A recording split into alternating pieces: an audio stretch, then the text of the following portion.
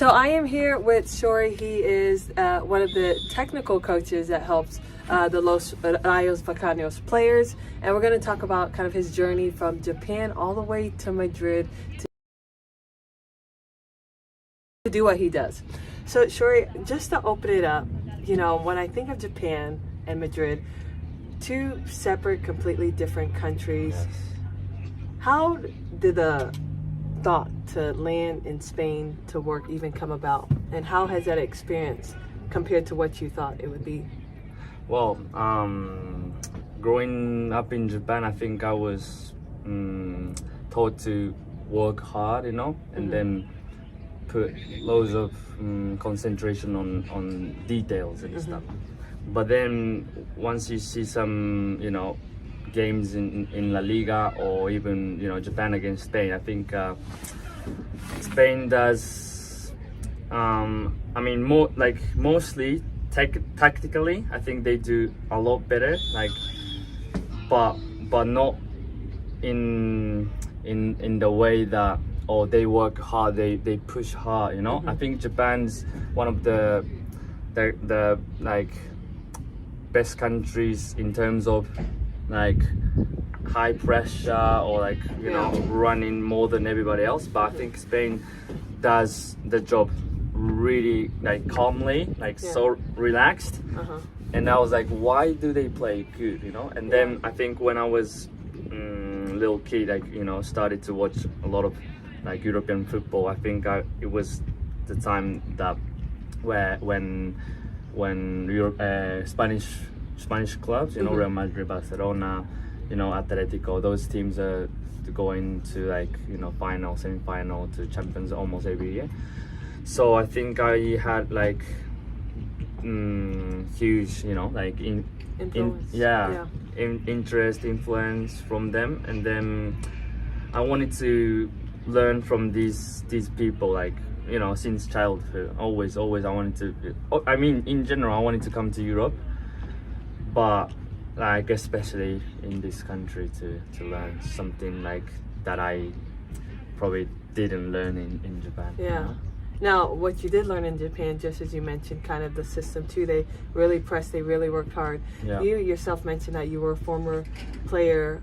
What about the skills sets from Japan, like playing that outside? Yeah. So I think Japanese players, you know, young talents or even professional players, I think they do like small techniques, like almost, you know, perfectly, right? Like let's say passing, like face to face, passing. I think they do like phenomenal. And then even like 1v1, I think there's so many players that can beat, you know, good defenders in general. But once they expand, let's say not only 1v1 but like 2v1, 2v2, you know, not only just passing, you know, face to face, but let's say passing triangle or passing like square, you know, like not positioning only like 2 versus 2, but more like 4 versus 4, 5 versus 5. I think when we start playing bigger numbers, bigger field, I think that's when we like Japanese players start losing like good technique, you know. And why do you think that? I think because football is obviously open skill game, right? But I think the way we train in Japan is like closed skill, you know. Like for example, Japan has one of the greatest baseball players, you know.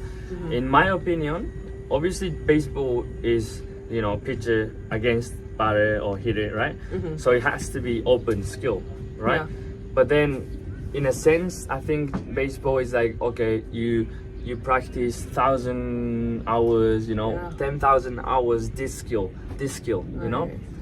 And then I think we could win, you know, WBC, or I think, you know, MVP, Otani Shohei, and so on.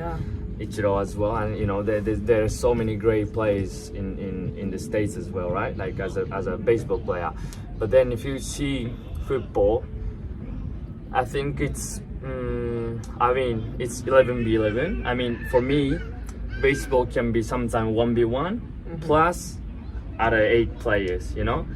But I think in football field there's like 11v11. It's like 1v1 times 11, or more like 11 versus 11 players, you know.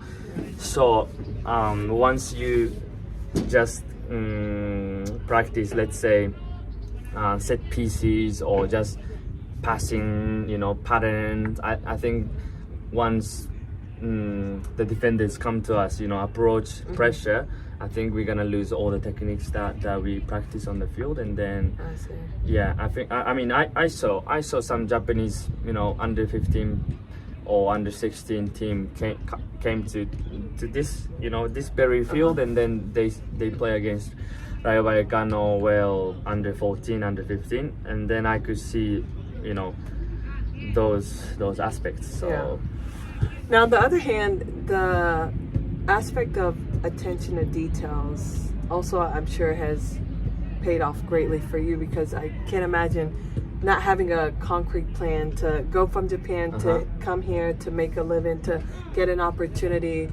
What went right on that journey to be here right now? what went right? Yeah. Well, that's I think that's a tough question. I mean, I tend to focus on like what I can do at that moment, you know. Obviously I try to set like long-term goals, right? But then I think I want to enjoy like every single minute, you know, right now in this field. And then, you know, I try to help people. I try to learn from anybody, you know, on the field. And then I think every day I can feel, oh, I'm growing every day, I'm learning every day, you know. And then I think like little by little, you know, like poco a poco in Espanol, you know. It's like, it's not like, oh, I mean, obviously I set like midterm goals, like for example, long, for example, when you first landed here, you're on the plane, you're like, okay, I'm leaving my country, starting a new life. What was the pressing message that you kept in your heart as you embarked on that journey to even start? Well, so I think the greatest lesson I learned in the States while I did a 4-year degree over there. In Oregon, right? Yeah. I think, you know, all the coaches that I met, all the players that I met, I think I could learn like how to work, you know, harder than anybody else, you know. The professionalism, that's what they taught me. And then I think, I mean, I kind of imagine that Spain, as I say, it's kind of like people that are kind of like relaxing, you know, like chilling, you know, not like no pasa nada, you know, like what, you know. And then I kind of was thinking about that, right? So maybe I could try to be somebody like them, but also I can keep working harder than anybody else, so that, you know, I can keep going, you know, forward, right? So like I try to be like myself. Okay, I should work harder than anybody else. I try to find something, you know, that I can do, or if there's something that I cannot do, I try to, you know, ask or learn from somebody else. And then I think that's the key to, you know, because I didn't know, like first year I didn't know how I could join, you know, the first division club, or like even like a local team, you know, that plays, because really you came here not knowing anybody, not knowing anybody, okay. not knowing anybody. And then maybe I could say hi and then, you know, introduce myself in Spanish, but I had like zero knowledge in general. I mean, I could count until 100, for example, but not like I wasn't prepared enough in terms of language. So like I went to the language school that you're both now going to studying, academic contacto with Professor Lola. She's great. She's a great. Shout out for her, because she'll be listening to this. So I mean, you know, only like 3-4 months over there, but you know, like first week I didn't know anything about Spain in general. I didn't even think about football, you know. Okay, obviously I wanted to go to find some club teams, or maybe, you know, go to some practice, you know, like to watch and stuff. But, you know, first 3-4 months I'm gonna focus on Spanish. So I didn't really think about football, you know, just get the, you know, the rhythm with the language. And then after that I started to speak to somebody in the, you know, like it was, I think, 8th division or 9th division club here, and then started to have more like connections and so on. But like first couple of months I didn't was just Spanish. It wasn't even about work. It was just focused on learning the language. Exactly. And I have to ask you, because my language learning journey has been a little different, very intense. But what did yours look like? For example, for me, I remember just when I first started, I'd be talking in front of the mirror. I would be saying the same word over and over. What was it like for you? Because mine's has been pretty intense. But. I mean, I tried to, like, even with my classmates. I mean, obviously, our level wasn't, you know, like, how would you say, like, enough to continue the conversation. But even during the, you know, like lunch break or after school, you know, going out, I think, you know, not with everybody else, not with everybody in the class, but try to have Spanish conversation with my classmates, you know, some of them. And also wherever I go, you know, even in the in my how do I say, in my apartment or outside of apartment, I try to speak to somebody like local, somebody native. And how do you feel regarding to connecting with natives, especially when you're first learning the language? How welcoming were they in your experience? How welcoming? Yeah. I think they like to be, you know, spoken to by foreigners in their languages. I think when I say just hi and then start to, you know, ask them some random question, they'll be like smiling, and then I think they're eager to keep conversating. I think like I don't know, I mean, like probably in other countries they might be like, oh, if you're not native, okay, don't even speak to me. That might happen.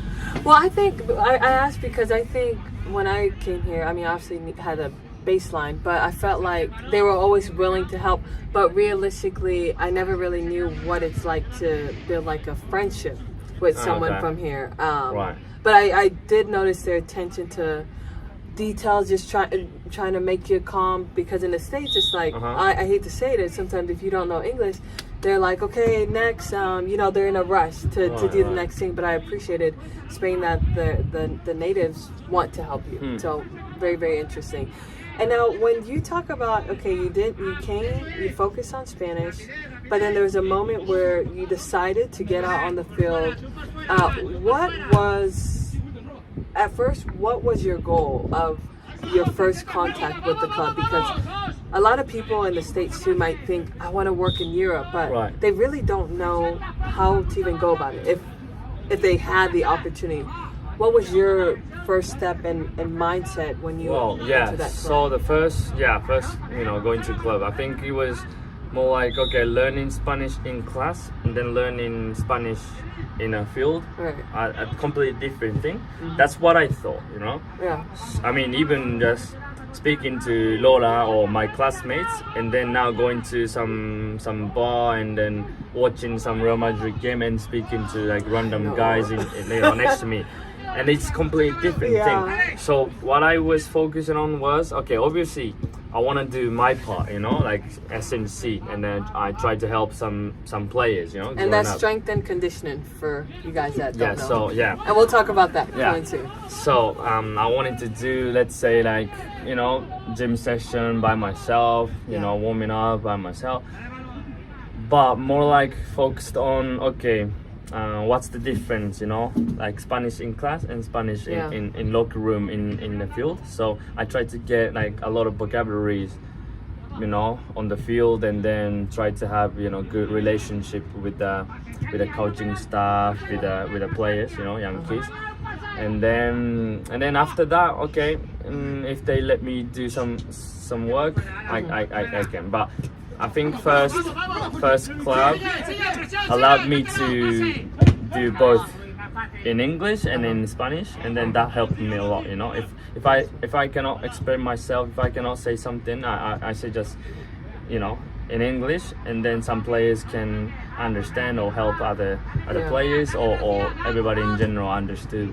Yeah. You know, más o menos. You know, approximately what I try to say. So I think it was not really like work specific thing, but more like language specific concentration. And now obviously you communicate fully with your team in Spanish. For the fully. most, oh no? Oh, okay. Yes, I mean, when we first met, you were to. talking just all Spanish, so Yeah. got to give that to you. I do want to ask you, because you obviously, it sounds like you had to sacrifice quite a bit of your time to first get even a job, an opportunity to get someone to say, hey, we want to give you, you know, a compensation for your work.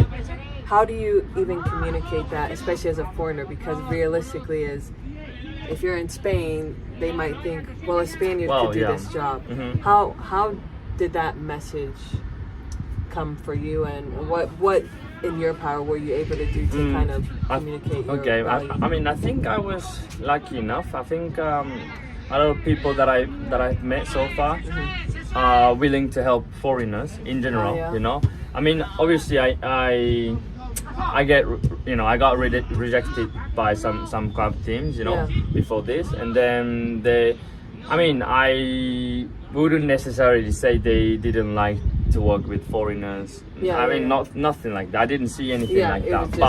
But you know, it can be also normal, you know. And then, but I was, I think, fortunate enough to you know, meet these people. I mean, even with the previous, you know, club, the internship that I did, I think they were willing to have, you know, foreigners, and then try to make the team kind of international as well. So I don't think they say, okay, you're Japanese, you're from you know, you did only studied in United States. Okay, you know, it's more like, okay, you have good experience in the United States, you try to learn Spanish, you try to be with us. Okay, come on in. You know, that's cool. That's what I received. So that's awesome.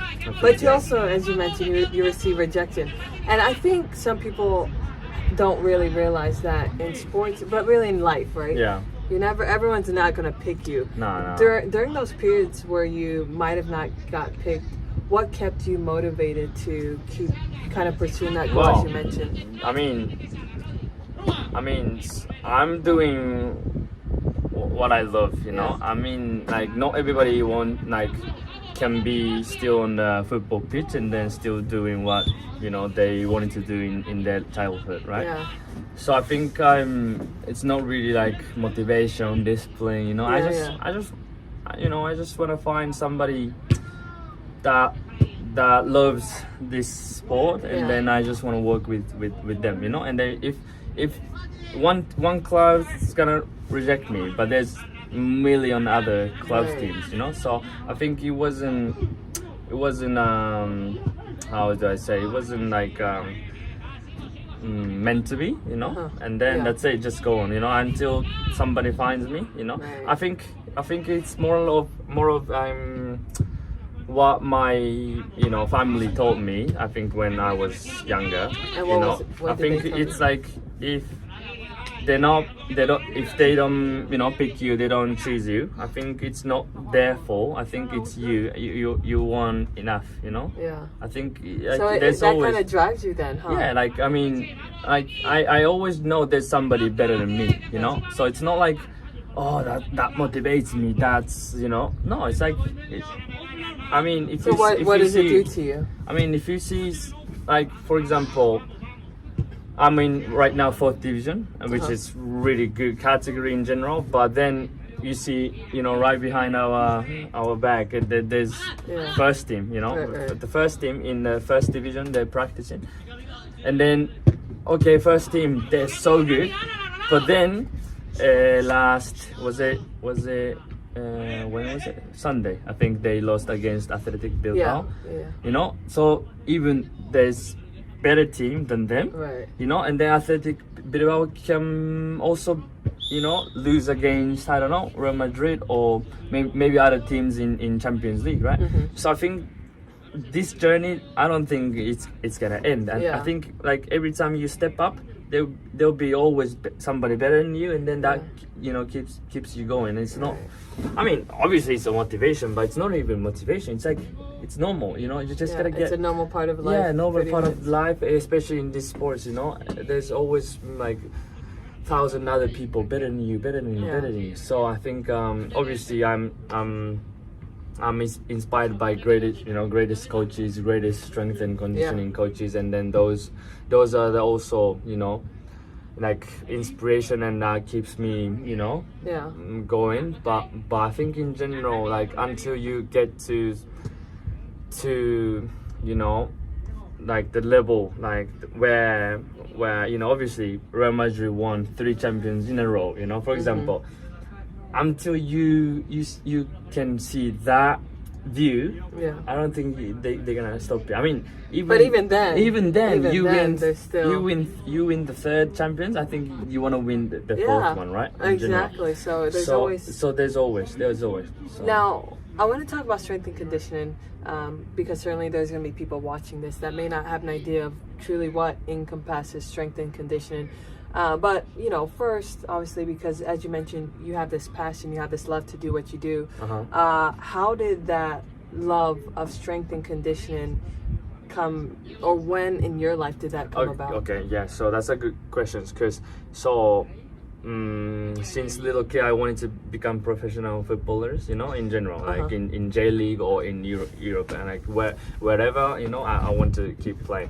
But then I knew I wasn't talented enough, so I think I was practicing like quite, I mean a lot more, like outside of the field by myself, And then obviously when I was really, really young, I think I was doing technical work, like passing to the drill, dribbling, all the stuff.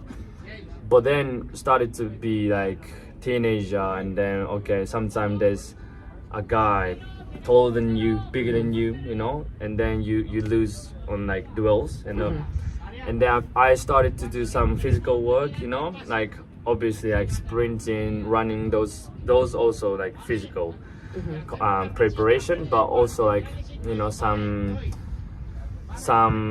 like strength workout in general, and that was quite fun, because like technical part you keep practicing, but sometimes you don't know if you're like getting better. You don't know until you face somebody. You don't know if you're improving. But like physical aspect, I think you run, you try to improve your sprinting technique, or you try to jump higher. I think you can see a little bit of improvement by yourself, So that was, I think, really interesting, and then I kept going. And then I had an injury as well, And what was that? It was fractured my shin, so it's like I had a shin splint. And then I obviously I kept training. I couldn't stop, and then one day I was like I couldn't even resist, so I went to hospital, and then they told me it's not just shin splint, but you have a fracture. So I had to stop, and then the bone, it healed. All right, but then I kept having the pain. So like 8 months I couldn't even jog, and then 10 months I couldn't even play football. Like even physical education class in high school I was on a bench just watching. I couldn't even play basketball or other sports. So and then through that period I was with physio. And then he told me all the exercises, how to recover, how to do like foam roll, like a lot of things. Like in Japan, I don't think it was developing in that sense. I think foam roller, I think the first time I heard that word was probably 2016 or something, you know. Okay. And then like In 2016, I think you were probably in the States? no, before that I was in Japan. Oh, so you were so there, the okay. last year in rehab. Oh, okay, you know? okay, gotcha. And then there was so many things that was like new to me, you know, in that area, like a medical or like a rehab area. And then that was so interesting. And then I start to, you know, read more books, try to watch more YouTube videos and stuff, you know. Then you know, I eventually gave up on that dream to become professional player. And then what do I do now, you know? And then I was like, maybe that's interesting to be, for example, physio, you know, or athletic trainer, right? Yeah. But then what I was thinking at the time was, I want to be on the pitch, you know. Oh, I see. You know, so I think physical fitness coach, strengthening coach. I think that's the best job that I could see myself in. Yeah. So. And what does that look like for you now? Because obviously, the first time I came to this pitch, you were obviously there, kind of doing some activation stuff. But kind of what's your day to day when you're here at the pitch helping? Yeah. So right now I'm in charge of pre-training activation. Okay. Like sometimes, depending on the day, we just do, you know, mobilities and then nothing else. But mostly we do some activation with the, for example, band or some medicine balls and those stuff like that. And then also depending on the day, we do also post-training gym session. Okay. And then I think that's what I kind of, you know. So you do a lot of your work before the game or the training, is that right? That's and then like, after that, I mean, it's depending on the day. Sometimes, so let's say 20 minutes, 30 minutes before the training, we do light activation, like, you know, warming up, and then we come to the training field. We do 1 hour and a half, 1 hour, you know, and then sometime like during the season, I think we do twice or 3 times a week.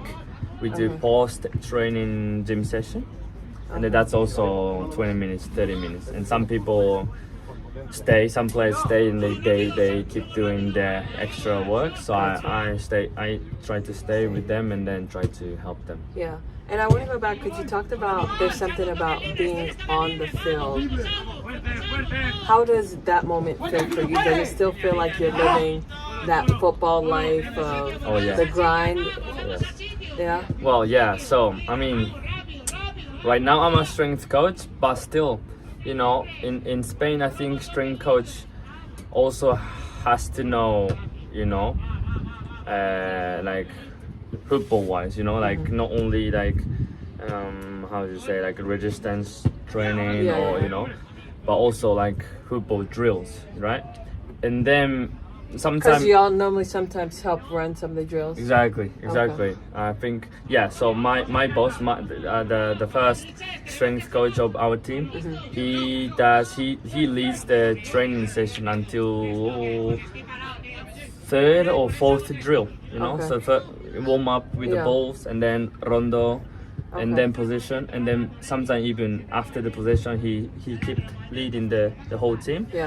So definitely, you know, compared to the States, I think strength and conditioning coach in football team has to have quite, you know, knowledge in football.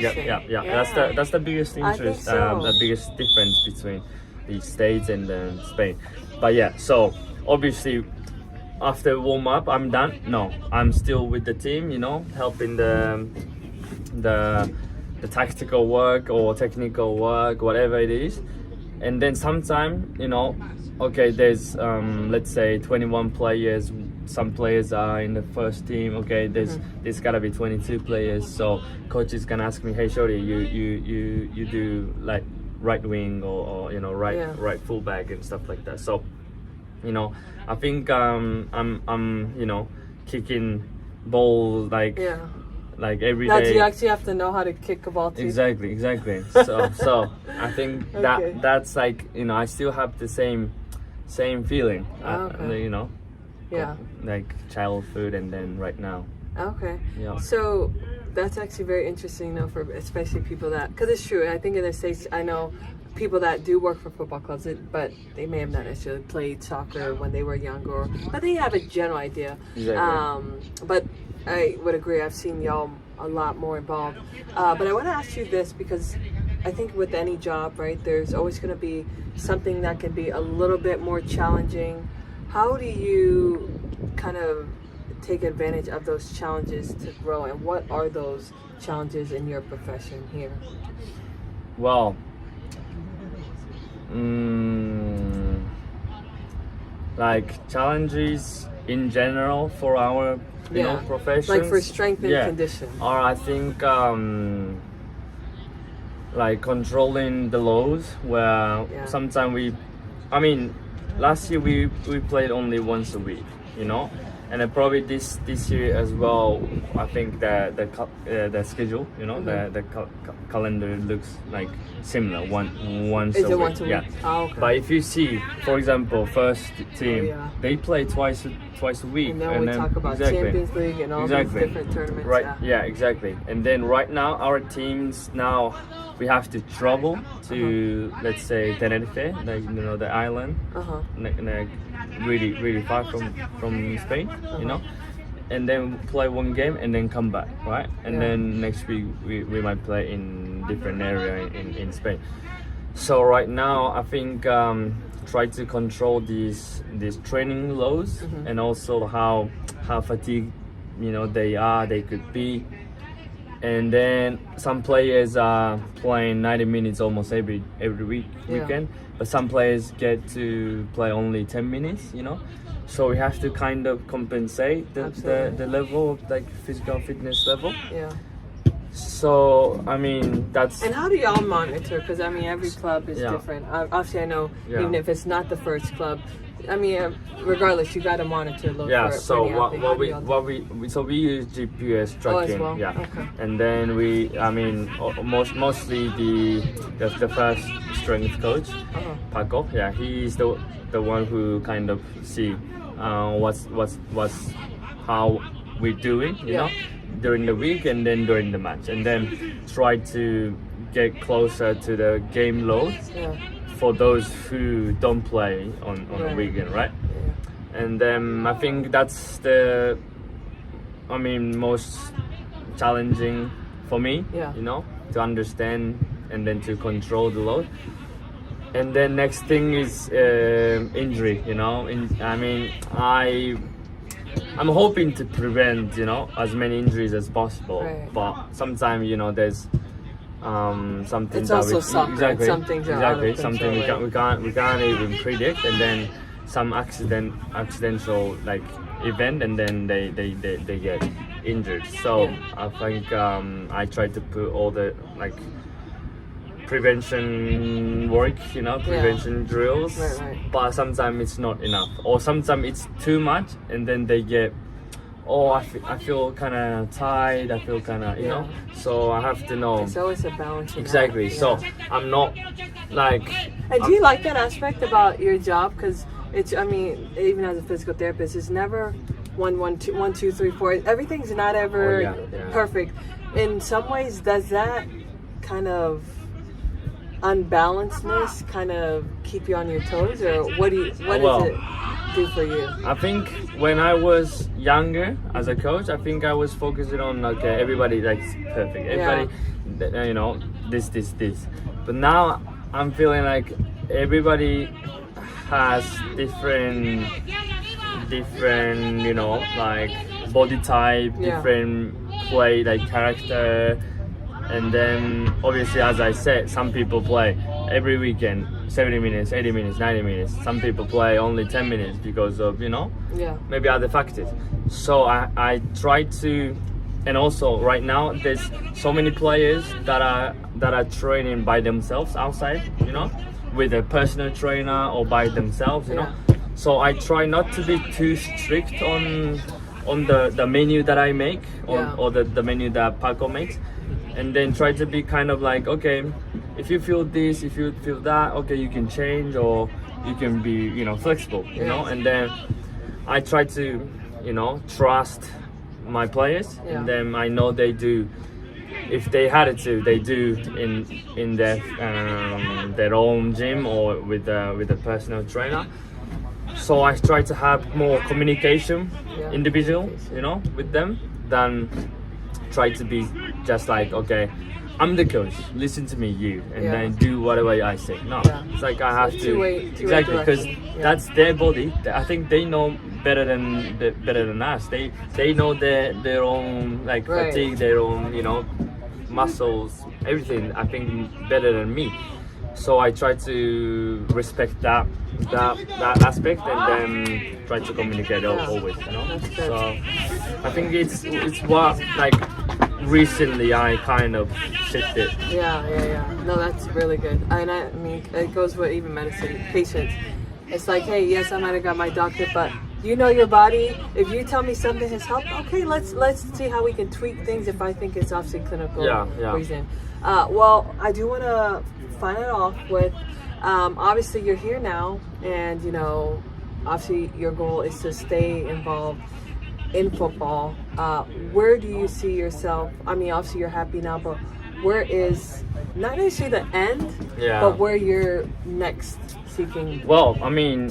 I mean, after our training session, I turn around and I see first team training session. Oh, okay. And then right now, that's the biggest, you know, goal, biggest motivation, you know. That's amazing. And then I know there's huge gap between our, you know, 4th division and then 1st division, obviously.